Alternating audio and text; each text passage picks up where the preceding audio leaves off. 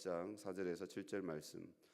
이로써 그 보배롭고 지극히 큰 약속을 우리에게 주사 이 약속으로 말미암아 너희가 정욕 때문에 세상에서 썩어질 것을 피하여 신성한 성품에 참여하는 자가 되게 하려 하셨느니라.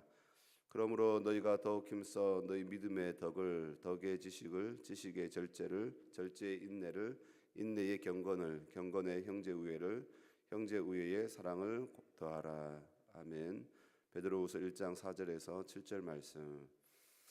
바울은 이제 AD 47년이죠. 47년에서 57년 사이 한 10년 정도 됩니다. 이 사이에 이 로마의 송영지들이죠. 갈라디아, 마게도냐, 아가야 이 사이에 집중적으로 선교하면서 교회들을 세우고 또 이방인의 사도로서 선교사에게 힘쓰게 됩니다. 그리고 AD 57년쯤이죠. 이때 한 겨울쯤에 이제 고린도에서 그때에 얻게 된 새신자죠. 그리고 또 친구였던 가이오의 집에서 머물면서 이 로마서를 집필하게 됩니다. 바울은 이 로마서를 쓰면서 이제 자신이 로마에 방문하기를 원한다라고 하는 방문 계획을 또 얘기하면서 자신이 받게 된 믿음, 바로 복음이죠. 믿음으로 의롭게 된다라고 하는 이 사실을 강력하게 증거를 합니다. 그런데 이제 문제가 생기죠. 바울은 이 이신칭이라고 합니다. 믿음으로 의롭다함을 받는다라고 하는 이 의신칭의에 대해서 증거하면서 이제 9장에 들어서면서 바울의 어떤 마음 깊은 곳에서 있는 어떤 근심, 큰 근심에 대해서, 걱정에 대해서 이제 보여주게 됩니다. 바로 이제 자신의 동족이죠, 동족, 자신의 민족이었던 이스라엘 백성들에 대한 그들에 대한 이 바울이 가지고 있는 한켠의 이제 근심에 대해서 얘기를 합니다. 이 이스라엘 백성들의 운명이라 그럴까요? 복음 앞에 새롭게 이제 하나님의 복음의 역사가 시작되면서 거기에 맞물려서 이스라엘 백성들의 운명은 어떻게 되는가? 왜냐하면 이스라엘 백성들은 이 복음을 저버리고 있기 때문에 그렇습니다.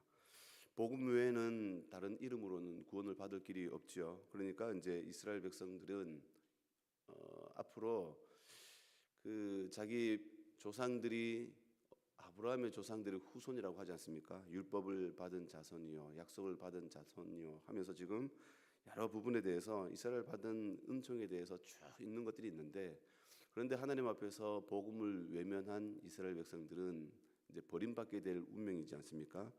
그러니까 이제 이 사람들의 방향, 이 사람들은 앞으로 어떻게 될 것인가, 이런 부분에 대해서 바울은 굉장히 근심하고 있으면서 그러면서 이제 고민을 하고 있는 것을 보게 됩니다. 이스라엘 백성들을 선택했던 하나님, 그러나 오히려 이 선택하신 하나님을 외면하면서 그들을 위해서 오신 목자인 또 왕이신 예수님을 배척하고 그리고 죽기까지 버렸던 이스라엘 백성들.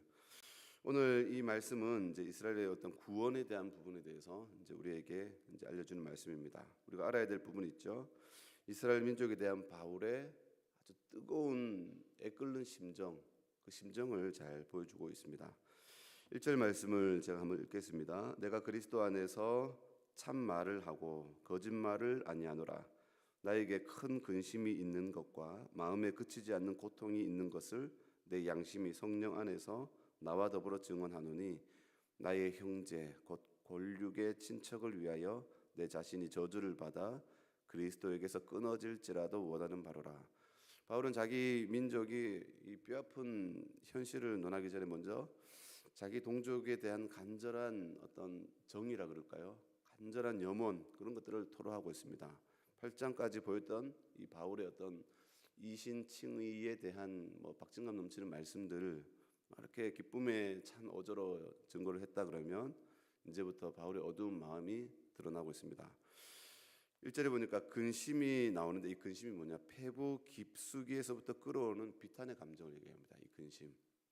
그리고 고통이라는 말은 나오죠. 아픈 현실로 인해서 나타나는 극한 슬픔을 의미하죠. 이만큼 바울은 동족에 대한 그 슬픔, 고통, 이것을 탄식, 이런 부분들을 잘 보여주고 있습니다.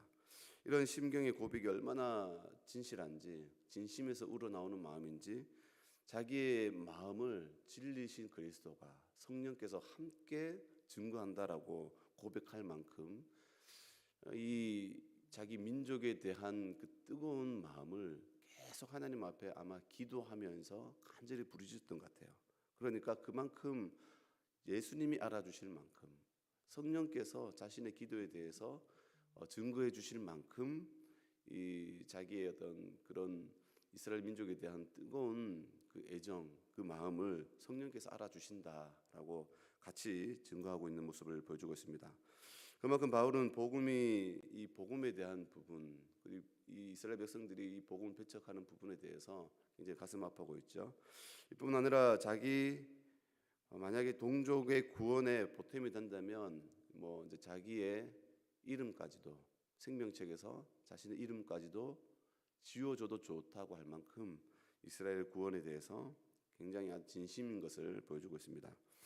그만큼 바울은 복음이 흘러가는 이 역사적인 향방에 대해서 그리고 철저히 살펴보고 조망하고 있다는 사실을 잘 보여주고 있죠. 복음이 지금 어디로 흘러가고 있느냐? 복음이 지금 누구를 넘어가고 누구에게 지금 다가가고 있는가? 이 복음은 향후 어떤 역사적인 결과를 만들어낼 것인가? 이 복음을 지나친 백성들은 어떻게 될 것인가? 복음의 역사적 통찰에 대해서 이것을 지금 아주 면밀하게 살펴보면서 이 바울의 관점이 복음의 역사적인 방향성이라 그럴까요?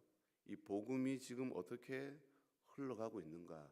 이 역사 속에서 지금 자기를 통해서 그리고 또 예수님의 제자들을 통해서 이 복음이 어떤 방향으로 흘러가고 있느냐 하는 것을 굉장히 유심히 살펴보고 있죠. 맞습니다. 이 복음은 역사성을 갖고 있습니다.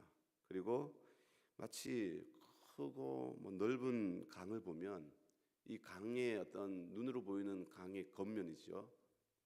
그 강은 그냥 잔잔히 흘러가는 것 같습니다. 어쩌면 그냥 강이 그냥 그대로 멈춰 있는 것 같죠. 그런데 그 강 밑속 바닥에서 흐르고 있는 강의 유속이라 그럴까요? 굉장히 빠릅니다. 마치 이 복음은 그냥 정체되어 있는 것 같고 머물러 있는 것 같지만 이 복음은 흘러 넘쳐서 우리가 모르는 사이에 막 이렇게 쭉 흘러가는 거 있는 거죠. 역사를 지배하면서 그러면서 구원의 백성들을 향해서 이 복음이 눈에 보이지 않게 쭉 흘러가고 있습니다.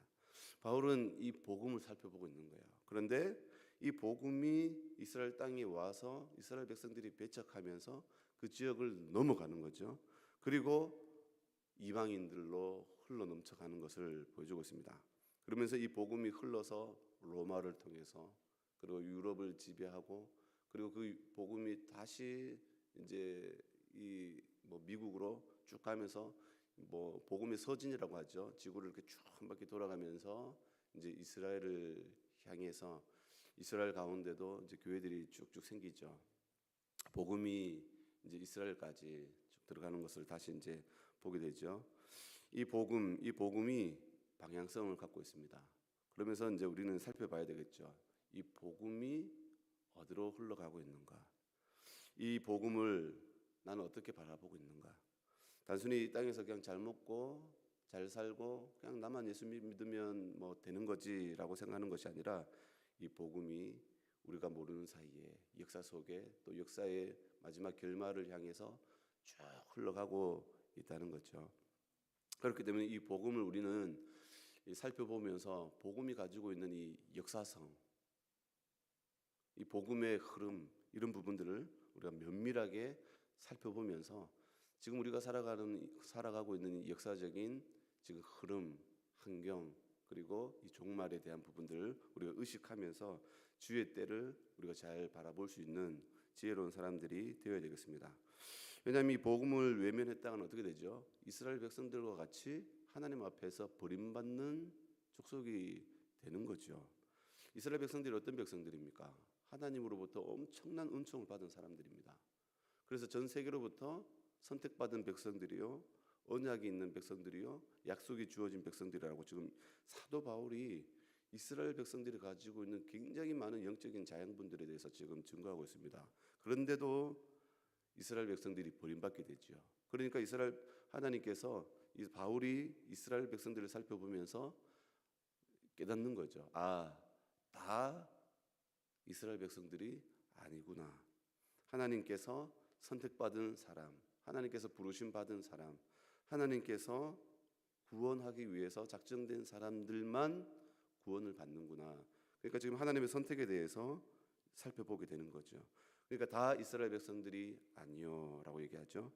그러니까 이게 이 복음이 어떻게 보면 굉장히 두려웠고, 그리고 이 복음을 외면했다가는 버림받게 되는 거죠.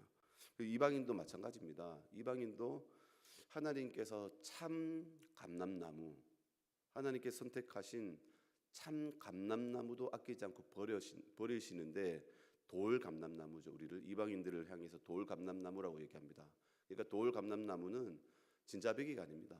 열매를 맺어도 쓴 열매를 맺는, 그러니까 사람들한테 별 의미가 없는 그런 감람나무의 일종인데, 접붙임을 받아서 참 감람나무의 접붙임을 받은 이방 민족들이니까 하나님 앞에 이 복음에 대해서 외면하면 더 쉽게 버림을 받지 않겠느냐라고 사도 바울이 얘기할 만큼, 우리도 이 복음이 굉장히 우리에게 왔다는 것은 큰 축복이지만, 반면에 이 복음을 우리가 외면했다가는 쉽게 버림을 받는다라고 하는 부분들도 우리가 살펴볼 수 있어야 되겠습니다.